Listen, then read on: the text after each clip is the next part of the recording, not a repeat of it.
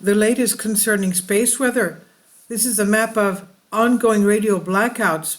Protons are raining down on Earth due to the solar activity. Geomagnetic storm watch, G2. The big storm is over, and now for the little storm. NOAA forecasters say that the minor G1 to moderate G2 geomagnetic storms are possible today in response to the glancing below CME from departing sunspot AR3664. The glancing below CME. And this is what it looked like, May 11.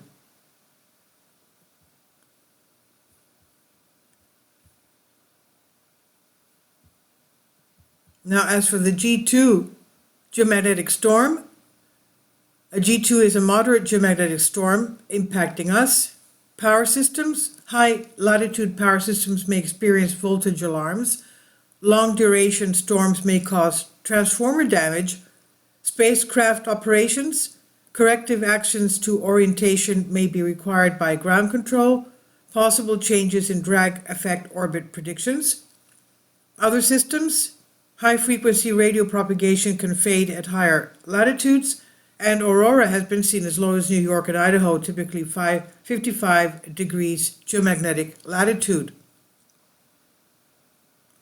Protons are raining down on our Earth.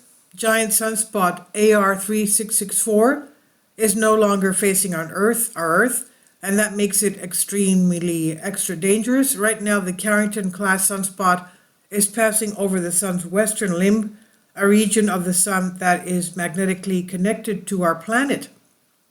Indeed, we're feeling the effects of that connection, and we can take a look at the map of ongoing radio blackouts, and you can see most of it is basically over India, China, the Pacific Ocean, and parts of Antarctica, and of course northern Canada from Alaska all the way to Greenland, over to Scandinavia.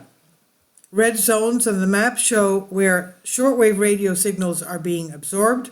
Frequencies below 20 megahertz are almost completely blacked out, a nuisance for long-distance aviators and ham radio operators.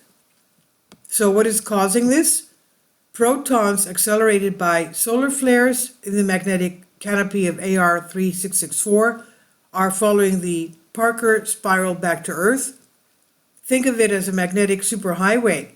Arriving particles are funneled by the planet's magnetic field towards the poles, where they ionize the atmosphere and interfere with the transmission of shortwave radio signals. This polar cap absorption event could last for days, especially if it's boosted by more flares from AR3664.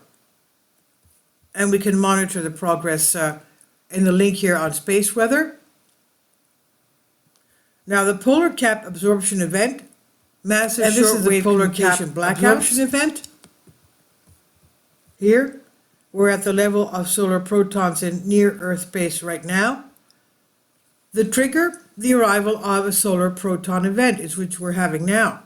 Occasionally, the sun blows clouds of very high velocity protons to the Earth, called a solar proton event.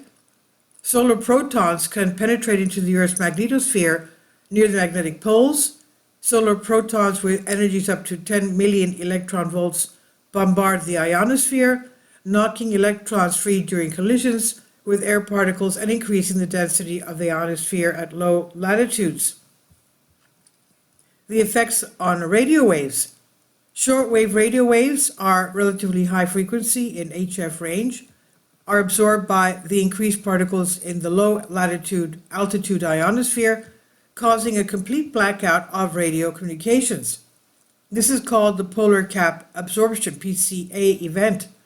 Lower frequency waves that would normally reflect off the low altitude ionospheric layers now do so at lower than normal altitudes, changing dramatically their propagation paths. How long does this PCA last? PCA events are particularly devastating to radio communications because they can last for days, depending on the size and location of the magnetic disturbance of the sun that produces them, obviously. And this is on Space Weather. Please leave your comments, and thank you for your support.